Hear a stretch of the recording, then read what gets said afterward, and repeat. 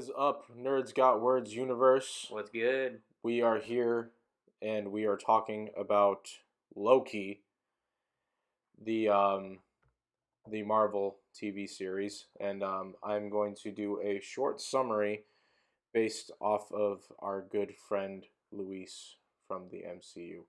Okay, so basically what happened is that Loki, he stole the Tesseract, and no, I'm just kidding. I was like, wait, one of our homies is named Luis. I was like, is he in the MCU now? When did this happen? No, not that Luis from Ant-Man. I got you. So, anyway, no, basically what happened was we pick up from the events in Avengers Endgame, where the Avengers try and get all the Infinity Stones. They get to the part where the Tesseract comes into play. Hulk is mad that he has to take the stairs instead of the elevator, and Tony Stark successfully steals the Tesseract, and then Hulk busts in, is like, "No stairs!" and he bumps, well, not bump, more like punches Tony out of the way. Kind of like bitch slaps him out the way. Yeah, he kind of does. And then the Tesseract goes free. Then Loki is wondering what the heck is going on. He picks up the Tesseract, makes a portal, and basically dips. Yeah, and gets discovered by the TVA, gets arrested by them, and then begins his journey. Yeah, begins his journey on this TV show.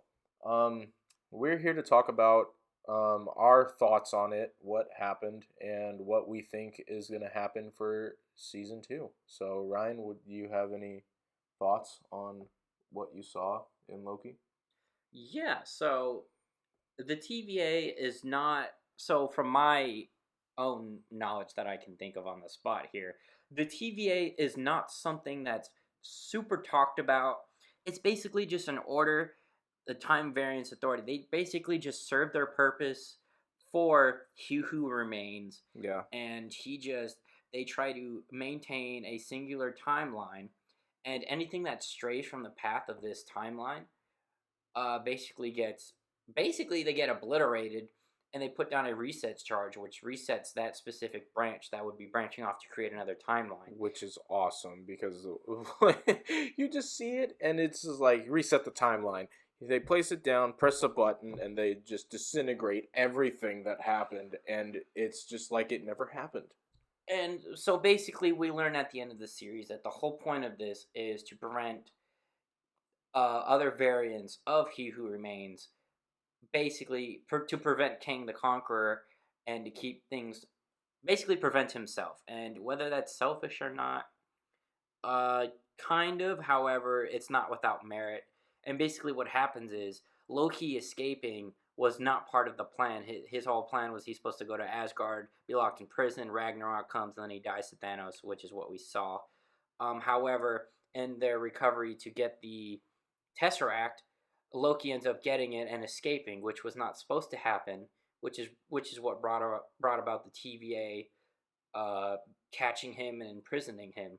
Yeah, and he basically goes on trial, then enters Mobius, who I think I just can't see anybody else but Lightning McQueen when Owen Wilson talks in a Disney movie. Yeah. But I just fell in love with the character. He's awesome. He's the perfect number 2 for Loki. He's not a number 2 character, but then again, he kind of is in this episode, in this TV show. He's sort of devil's advocate, because how the TVA, from what the show that we've seen, is no matter what you plead, you're basically guilty. Yeah. And they're just going to basically de-res you in a way. And Loki variants that we learn through the series are common occurrences and basically their main task of dealing with. And one of them, Sylvie, which is a female Loki, she starts causing problems, and basically Mobius's idea was, who better to catch a Loki than a Loki? Yeah. And so he recruits our current MCU main Loki to hunt down this other Loki, and we basically see his progression throughout the series. He goes from the brother the brother of Thor who's gonna backstab and everyone's beneath him to rule, to someone who kind of cares for others and realizes that what's the point of ruling something if you're all by yourself? And he kind of gains, Mobius technically becomes his first official friend, and that was kind of a refreshing thing to see because Loki was so one dimensional within the MCU that we've seen. He's gonna betray you, all his allies. He's gonna backstab. To him, his end game is everyone's beneath him. I'm gonna rule over everything, everyone, by myself. Yeah, it was nice to see him go from selfish to selfless in this series. He definitely went from selfishness to selflessness, and that was kind of refreshing because, he's a villain in Marvel and within the Marvel movies. Villains don't really go through a character development arc. They're there to do what they think is best and what they need to do, and it's up to the Avengers to evolve in order to stop them. And so this was kind of like a counter play to this, and this is kind of transforming Loki, from my opinion, from a villain into somewhat of an anti-hero, or maybe possibly even a hero in the future. Yeah. And you also see how powerful the TVA is in general. When Loki escapes the first time in the first episode, I forgot his name, the front desk dude. His name was like Kevin or something. Something like that. But he forces him to take him to the Tesseract, which he does. He not only sees the Tesseract, but he sees all the other Infinity Stones in essentially a desk drawer. He's like, these are Infinity Stones. And then the front desk receptionist guy is like, oh yeah, we got a lot of those around here. Some guys just even use them as paperweights. And that's essentially how we find out how powerful the TVA is. We find out that Infinity Stones are useless in that given realm because they essentially are outside the timeline. So the Infinity Stones don't even work. And also it kind of just takes your idea of, Thanos being all powerful with the Infinity Gauntlet and just immediately obliterates it, telling you that that's like nothing compared to the power of the universe. And basically, it's just in his desk drawer like a bag of Skittles, different colors, and then you're just like, ooh, shiny. Yeah. And it turns out that to Loki's idea of what the most powerful weapon in the universe is nothing compared to this organization. It's just a toy to them. Yeah, and it also shows you that Infinity Stones, although they are incredibly powerful and can do a lot of things, they do not work outside of their timeline. So that just further shows that the TVA is outside of the timeline, governing the timeline, as opposed to being within the timeline, because the Infinity Stones would have power if they were just somewhere within the time stream. Just as their motto says, for all time, always. Yeah, and since we just ended with the big old bad, we beat Thanos, what's next? The fact that they're just diminishing 10 years of work by saying they're just nothing within a TV series that Kevin Feige himself said that you don't necessarily have to watch is just mind-blowing because, he basically said, oh yeah, this 10 years of development, our next big bad is going to make the Infinity Stones look like a joke. And that was I'm kind of excited. So the TVA as a whole, they served their purpose, and to keep a singular timeline. Now, whether that was right or wrong, let us know in the comments whether you agree. I think for stopping Kang, sure, he did what he thought was best. However, stopping branching realities is kind of, it's kind of lame. It's like limiting your options. It's like the story's already written, and the alternating books that could also be written are just being stopped, and that's kind of lame. And that's the point of the What If series for right now, because after it, and we should have said this from the beginning. Spoiler alerts if you haven't seen it, but if Get you with the program. if you haven't seen it by now, then like get with the program, please. But don't click away. Please watch it. Thank you. Anyway, we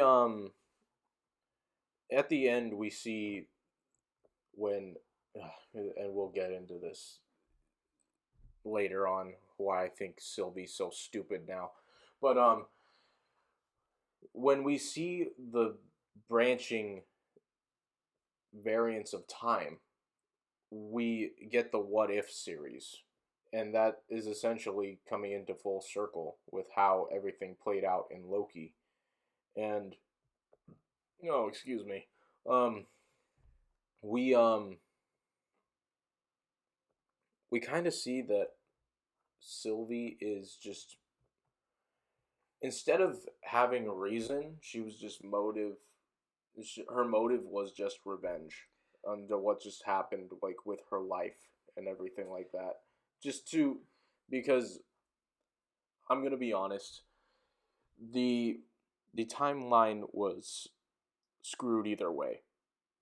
Because let's be honest, if you're gonna put two Lokis in charge, they mess up everything. That's how you know he wants to retire already. He's putting probably one of the two most selfish in Marvel, probably the most selfish being, the most narcissistic in all of Marvel, in charge of everything. He fell in love with himself, for crying out loud. If that's not narcissistic enough, then what is? I mean, I know you're supposed to love yourself no matter what, but to actually fall in love with yourself, like, come on.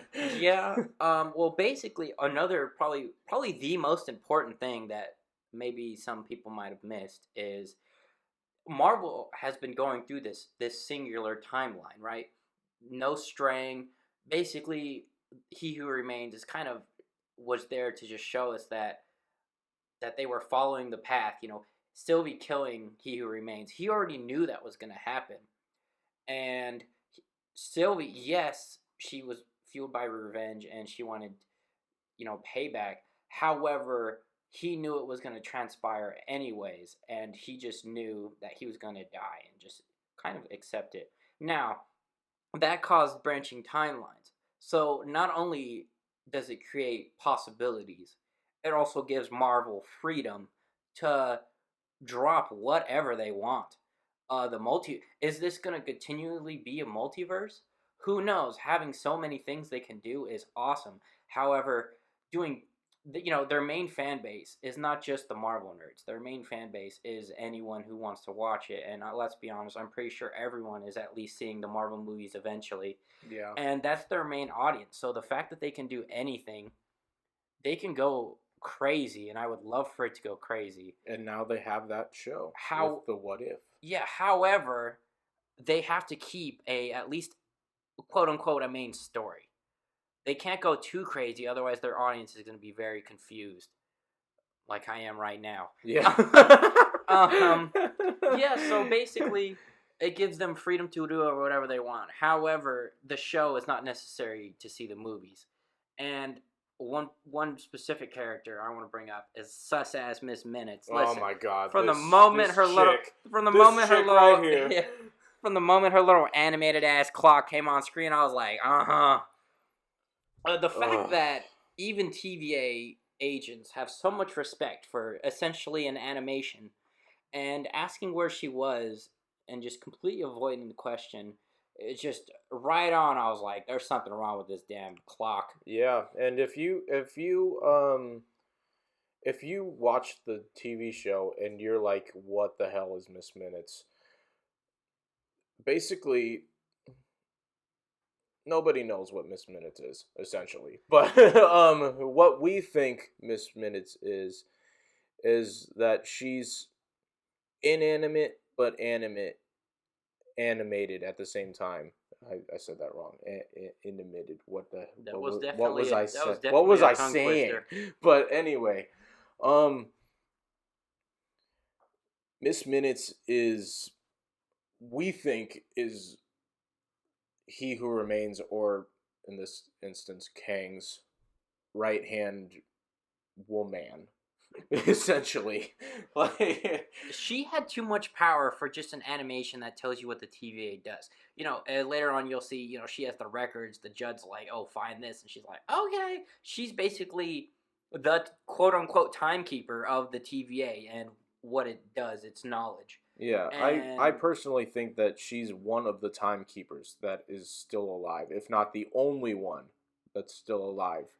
But I don't know she's if they're just going she's with the just timekeepers. yeah, I don't know either, but I think she's just influenced by Kang at this Well, point. Kang essentially, or not Kang, the He Who Remains, because Kang is a separate variant. Yeah, yeah. He Who Remains, basically, he's inside Alioth, which is a creature that can obliterate everything and erase it from existence. And in this case, Goliath is just basically a big cloud that's like a dog. That Yeah, it once he's the guard the dog. minute you are in contact with him, he just erases you from history. Right. It's like you never existed. And You He Who just go Remains, poof. He Who Remains used this creature to defeat his other variants to create the singular timeline that we saw. And the fact that he is basically trapped within this castle because he has to dictate the timeline because he is essentially at the end of time in a way. Mhm. He uses Miss Minutes to keep the TVA basically in check and make sure they're fulfilling what his goal is, and they Yeah. were, because they were essentially mind washed. Yeah. So that leads us next to basically the judge, which in my opinion was the most sus character from the beginning. And for those of you not in the know, there's roughly, there's quite a few judges within the TVA. However, we essentially saw We only see one. and she is important because she's Kang's love interest. Not in this season, but we think that's going to happen next season. Well, that's what's in the comics, so Yeah, I'm yeah. 90% sure that's what's going to happen. Yeah. She doesn't know who's running things with the TVA. She knows that it's the timekeepers, but she also knows that the room with the timekeepers, they're machines. Because she wasn't surprised by that at all. Yeah, because we were all like, "What?" But she was just like, Yeah, either I she knew should that. drop this job and go into gambling because she has a fire poker face, or she essentially didn't know. Now, she kind of had no emotion. She was kind of playing off like, I'm sure in her mind she was like, "Oh shit, like Yeah. what?" But she was trying to play it off like she already knew, and that kind of, that kind of raised the question: is she actually clueless, or did she know more than she's portraying? Now, in season 1, we kind of ended off with her, "Oh, I'm gonna find who's in charge." Now, she did not end up showing up in He Who Remains, quote unquote, kind of castle there with Mhm. Loki and Sylvie. So she necessarily might not have met He Who Remains. She might have met Kang, which it ended where, Kang's statue instead of the timekeepers. Now, she could have essentially met Kang and think that he's the creator, and because she still firmly believes in the mission, she is probably working for him, and we'll probably see her in season 2 working for him. Yeah. I would not be surprised at all. Yeah, exactly. I mean, from her keeping things a secret to wanting to find out more, and Miss Minutes even telling us, like, telling her when she pulled the files, like, "Oh, he thinks that this'll be good enough for you for now." It just tells me that she knows what's going on, but at the same time she doesn't.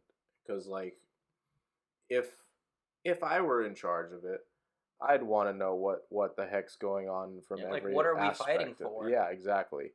But if I'm in her position, I would want to find out all I can as well. So I don't blame her for being sus, but regardless, she still is sus.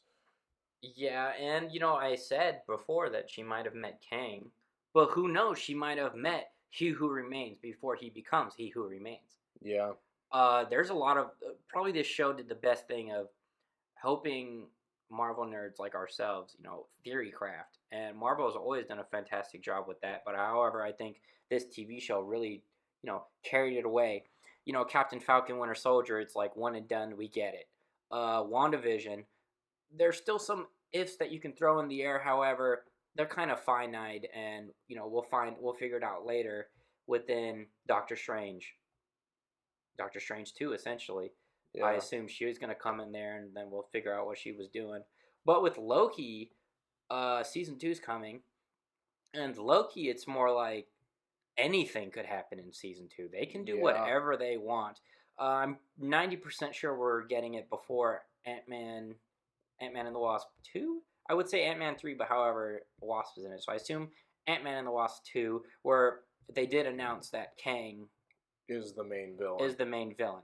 Now, what's interesting about that is, we went 10 years and we barely found out. I mean, for the Marvel nerds, you could figure out Thanos was the villain. But they didn't announce it at all. They did little teases early on.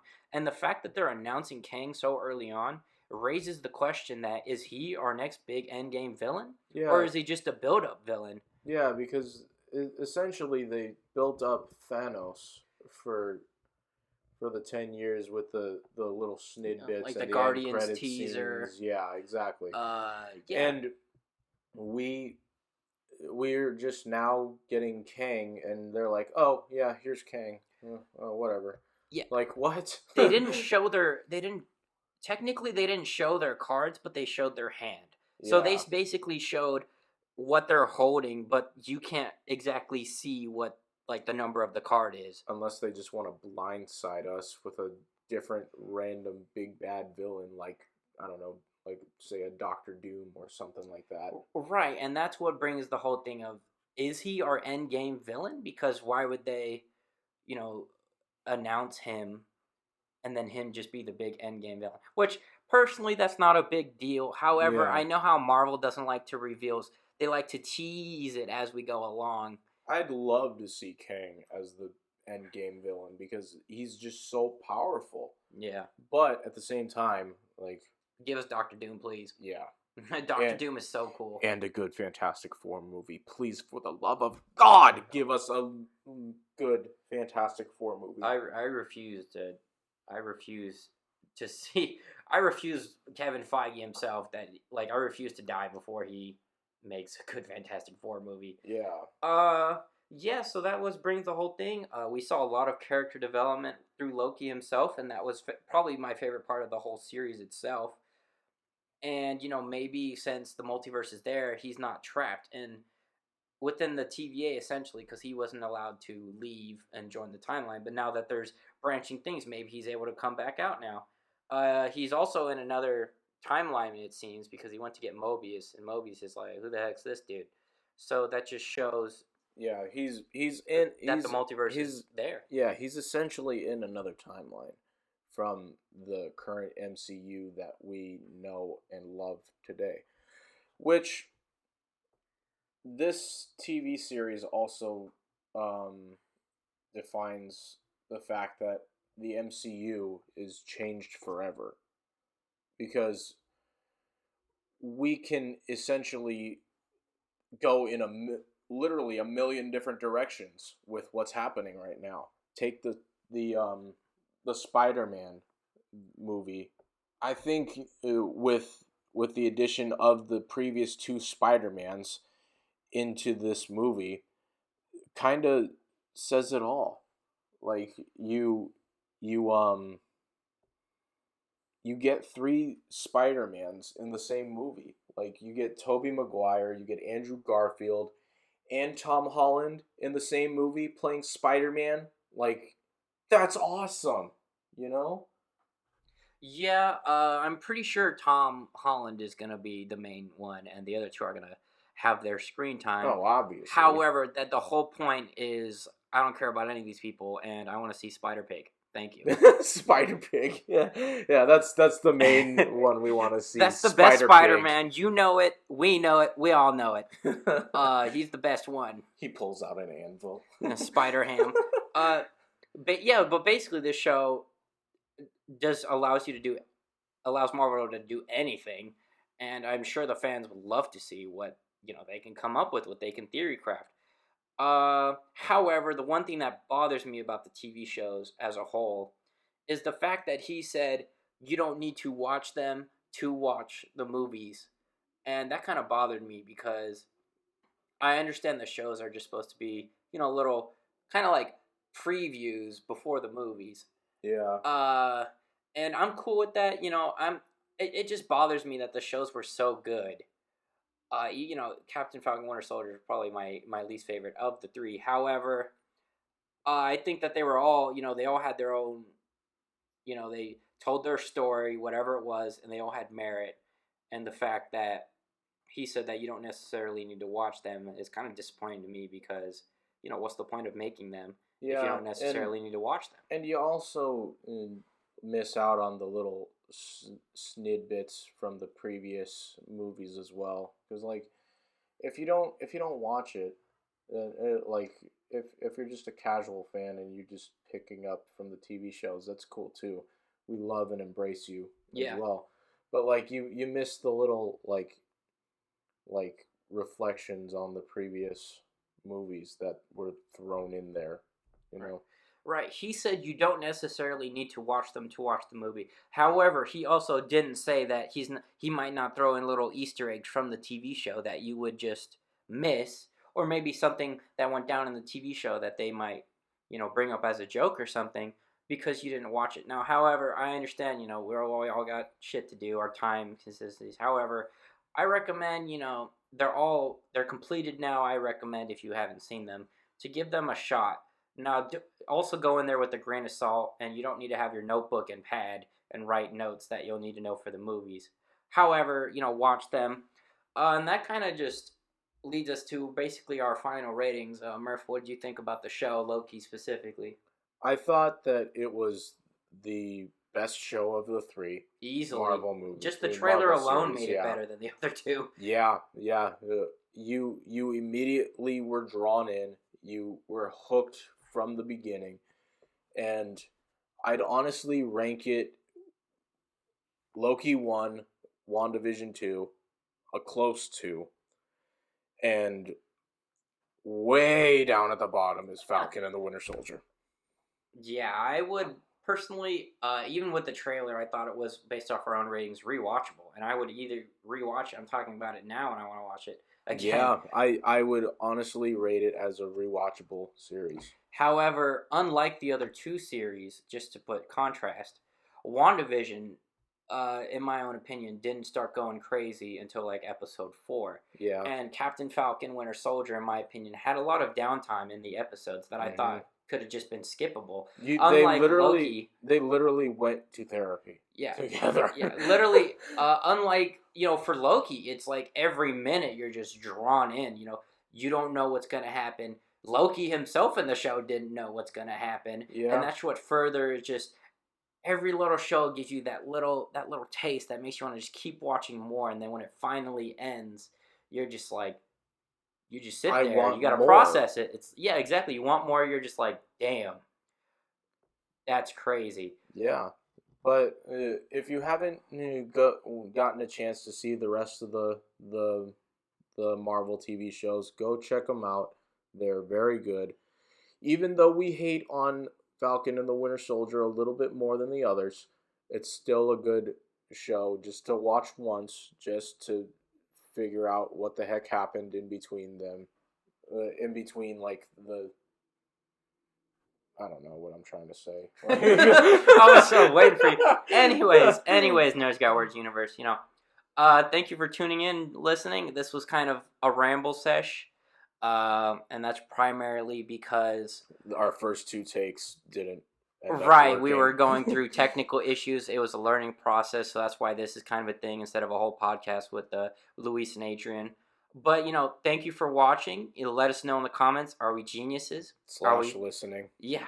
Are we geniuses? Are we fucking idiots? What's your opinion? I would love to hear everyone's thoughts. Is there something that you wanted us to talk about more? Please leave a like if you like this little mini snippet. We can do a little bit more of the TV shows or the lesser known movies if you guys want that, or if you don't like it, then we'll just stick to our regular thing. Right, we're the ones doing this stuff, but you're the ones listening, you're the ones engaging with the content, probably more, just as much as we are. So, let us know, subscribe, give us a chance. I know we're stupid, but like, come on now, we're funny. We're funny. Yeah, stupid. We're funny stupid. Let us know. All right, have a good day, everyone. We got a lot of the content coming up. Website coming soon, And just remember, NerdzGotWordz Universe. We're you can be nerds about anything, but we're nerds about everything. Hope you have a good one, and we'll see you guys in the next episode. Catch you later.